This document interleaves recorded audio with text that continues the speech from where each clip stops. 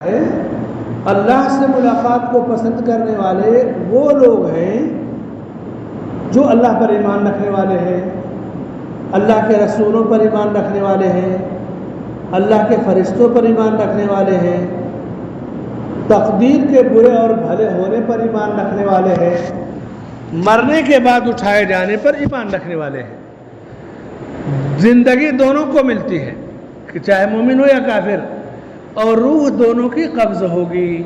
تو یہاں دونوں کا ذکر ہے، وَالنَّازِعَاتِ غَرْقًا، یہ پہلی آیت ہے، ڈوب کر روح قبض کرنے والوں کی قسم، وَالنَّاشِطَاتِ نَشْطًا، اور بند گرہ کو کھول دینے والوں کی قسم، دونوں کی اللہ نے قسم کھائی۔ کافر کی جب روح قبض ہوتی ہے تو فرشتے انتہائی ذلت اور حقارت سے کہیں گے، ایتھا النفس الخبیثہ، اے بدترین اور خبیث اور گندی روح، چل تو رب کی ناراضگی کی طرف، چل عذاب الہی کی طرف۔ جیسے کسی مجرم کو، قتل کا مجرم ہو، اپرادھی ہو، کیسے اس کو جو ہے تھانے دار وغیرہ پکڑ کر کے ذلت کے ساتھ گالی گلوچ کے ساتھ لے جاتے ہیں۔ فرشتے گالی گلوچ نہیں دیتے، لیکن اپنے غصے کا اظہار کریں گے کہ ایتھا النفس الخبیثہ اخرجی الی غضب اللہ، چل اللہ کا غضب، اللہ کی پھٹکار، اس کی لعنت، اس کا عذاب تیرے انتظار میں ہے۔ اس طرح سے روح جسم سے جدا ہوتی ہے۔ انسان کی حیثیت کیا ہے؟ جسم میں اگر روح ہے تو آدمی زندہ ہے، روح نکل گئی تو آدمی مر گیا۔ ایک آدمی جس کو مٹی میں دفن کرتے ہیں سب کچھ موجود ہے، ہاتھ پیر جسم کوئی چیز گئی نہیں ہے، روح گئی ہے۔ روح کو کسی نے دیکھا بھی نہیں ہے، کب تھی کب نہیں تھی، لیکن روح نکل گئی، سانسیں رک گئی، حرکتیں رک گئیں۔ اسی لیے مشرکین مکہ نے جب نبی صلی اللہ علیہ وسلم سے سوال کیا، یسألونک عن الروح، یہ روح کیا چیز ہے، کسے کہتے ہیں؟ تو کہا کہ قل الروح من امر ربی، کہہ دیجئے کہ روح میرے رب کے حکم سے ہے۔ کبھی انسان بن گیا ہے، روح نہیں پھونکی گئی ہے۔ جیسے مادر رحم میں جب اللہ کسی کے نصیب میں اولاد مقرر کرتا ہے، مشہور حدیث ہے، تو 40 دن تک منی کا قطرہ نطفے کی شکل میں رحم میں باقی رہتا ہے، پھر 40 دن کے بعد وہ جمع ہوا خون بن جاتا ہے، پھر 40 دن کے بعد گوشت کا لوتھڑا بنتا ہے، پھر اللہ اس کو، اس کے جسم کو بناتا ہے، ہاتھ پیر اور کان اور اعضاء جسم، اور پھر 40 دن کے بعد ایک فرشتے کو 4 باتیں دے کر بھیجتا ہے کہ جاؤ اس کی روح پھونکنے سے پہلے 4 چیزیں اس کی مقرر کر دو، اس کی عمر لکھ دو، اس کی روزی لکھ دو، اس کی موت لکھ دو، اس کا عمل لکھ دو۔ یعنی دنیا میں روح پھونکی گئی، اس کے بعد بھی مہینوں آدمی رحم میں رہتا ہے، لیکن غذا کی ضرورت تو پڑتی ہے روح پھونکنے کے بعد۔ روح پھونکنے سے پہلے اللہ بندے کی روزی کا انتظام کر دیتا ہے، موت کا بھی فیصلہ کر دیتا ہے۔ تو موت کا فیصلہ زندگی کی شروعات کے پہلے سے ہوتا ہے، پہلے آدمی کی موت مقرر ہوتی ہے، پھر روح پھونکی جاتی ہے۔ تو موت جس طرح زندگی اللہ کی طرف سے ہے، اسی طرح موت بھی اللہ کی طرف سے ہے۔ اور جسم سے جس طرح جسم میں روح فرشتے پھونکتے ہیں تو آدمی کی جان بن گئی، انسان بن گیا، یا انسان کے اندر جان آ گئی، اسی طرح روح کو فرشتے قبض کرتے ہیں، جنہیں کہتے ہیں وَالنَّازِعَاتِ غَرْقًا، وہ فرشتے جو جسم میں ڈوب کر انتہائی سختی کے ساتھ روح قبض کرتے ہیں۔ ایک حدیث میں اللہ کے نبی صلی اللہ علیہ وسلم فرماتے ہیں کہ کافر کی روح ایسے قبض کی جاتی ہے جیسے اون دیکھے ہیں، اون کو اگر ببول کے کانٹے پہ یا کسی کانٹے پہ چھینٹ دے، پھیلا دے، تو کیا اسے آسانی سے آپ بٹور سکیں گے، سمیٹ سکیں گے؟ کتنی دقت ہوگی۔ تو کافر کی روح اسی طرح سے سختی کے ساتھ قبض کی جاتی ہے۔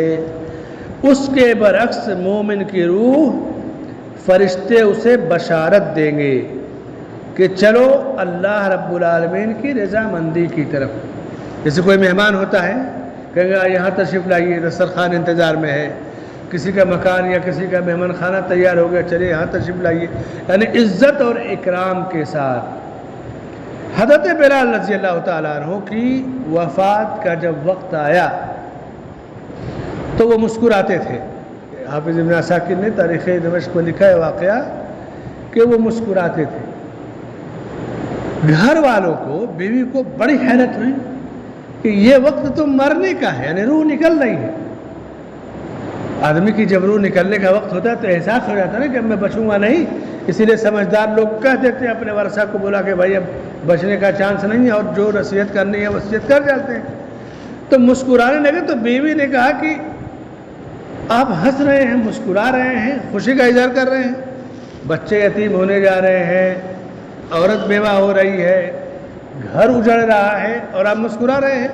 کہا ایسا اس لیے کہ میں مرنے کے بعد، چونکہ نبی صلی اللہ علیہ وسلم سے بہت زیادہ محبت کرتے تھے، کہا میں مرنے کے بعد اپنے آقا صلی اللہ علیہ وسلم سے ملوں گا، اس سے بڑی خوش نصیبی کیا ہوگی۔ اسی لیے کہتے ہیں کہ آپ صلی اللہ علیہ وسلم کی وفات کے بعد کافی دنوں تک اذان دینا چھوڑ دیا تھا۔ کہتے اشہد ان محمد رسول اللہ کہہ کر کس کا چہرہ دیکھوں گا، اتنا متاثر ہوئے۔ پھر حضرت عمر رضی اللہ تعالیٰ عنہ کے حکم سے اذان بھی دی اور پھر زندگی کو شروع کیا انہوں نے۔ تو موت جس طرح زندگی ملتی ہے اسی طرح موت یقینی ہے۔ ہمارے یہاں ایک بڑی غلط رسم یا غلط رواج ہے، اسے توڑنا چاہیے۔ جب کوئی بیمار ہو جاتا ہے، کینسر وغیرہ ہو جاتا ہے یا ایسی بیماری کی موت یقینی ہے، موت تو کسی کو کبھی بھی آ سکتی ہے۔ بعض بیماریوں میں ڈاکٹر کہہ دیتا ہے کہ یہ اتنے دن کے مہمان ہیں، جو کچھ خدمت کرنا ہے کرنا۔ ایسا نہیں کہ ڈاکٹر موت کی خبر دے رہا ہے، لیکن طبی حالت کو دیکھ کر کے جسم کی بتا دیتا ہے کہ اس طرح کا جسم اتنے دن ہی زندگی کا بوجھ ڈھو سکتا ہے، جیسے کینسر وغیرہ ہوتا ہے اور خطرناک بیماری۔ تو لوگ مریض کو بتاتے نہیں کہ بتائیں گے تو پریشان ہو جائے گا، مر جائے گا۔ اس کا نقصان کیا ہوتا ہے، مریض یہ سمجھتا ہے میں ٹھیک ہو جاؤں گا، نہ کسی سے غلطی معاف کرا پاتا ہے، نہ معافی تلافی ہو سکتی۔ بھائی کہا سنا سب سے ہوتا ہے نا زندگی میں، تو جب یہاں نہیں معاف کرائے گا کوئی تو قیامت کے دن کہاں سے وہ بدلہ دے گا۔ قرض وغیرہ کے بارے میں نہیں بتا پاتا، لین دین کے بارے میں نہیں بتا پاتا، لوگ کہہ رہے بت بتاؤ نہیں تو اور پریشان ہو جائے گا۔ نہیں، بیماری کو بتانے سے ایسا نہیں کہ اس کی موت جلدی سے آ جائے گی، کینسر بتا دیا تو جلدی آ جائے گی، بلکہ وہ شاید آخری وقت میں کثرت سے توبہ اور استغفار کر سکے۔ کوئی نہ ہو اس کے پاس تو ہو سکتا ہے تنہائی میں رب کے سامنے روئے، گڑ گڑائے، گناہوں کو یاد کرے، رب سے ملاقات کی تیاری کرے۔ لوگ مارے ہمدردی میں اسے ایک بڑی نعمت سے محروم کر دیتے ہیں۔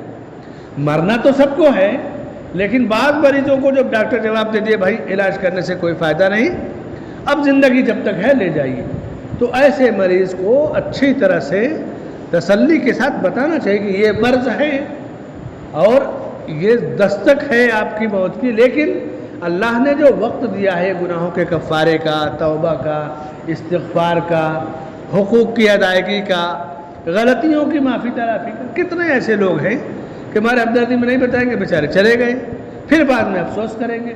تو یہ غلط چیز ہے، اسے توڑنا چاہیے۔ موت سب کو آئے گی، لیکن بیماری یا ڈاکٹر کی جو تجویز ہے اسے بتانے میں کوئی حرج نہیں ہے۔ ہاں، خوف دلا کر کے کہ بس تم صبح تک مر جاؤ گے، یہ سب نہیں کہنا چاہیے۔ بتانے والوں کا، گفتگو کے پاس کرنے والوں کے پاس بھی سلیقہ اور انداز ہونا چاہیے۔ وَالنَّازِعَاتِ غَرْقًا وَالنَّاشِطَاتِ نَشْطًا، یہ سورہ النازعات کی ان دو آیتوں کی مختصر سی تفسیر ہوئی۔ اللہ سے دعا ہے کہ اللہ تعالی ہمیں اپنی موت کی تیاری کی توفیق عطا فرمائے، ہمیں زندگی کا جو وقت یا جو حصہ یا لمحہ ملا ہے اس زندگی کو مرنے کے بعد والی زندگی کے لیے تیاری کرنے کی توفیق عطا فرمائے اور بامقصد زندگی گزارنے کی توفیق بخشے، آمین۔ وصلی اللہ علیہ نبینا محمد وعلی آلہ وصحبہ اجمعین۔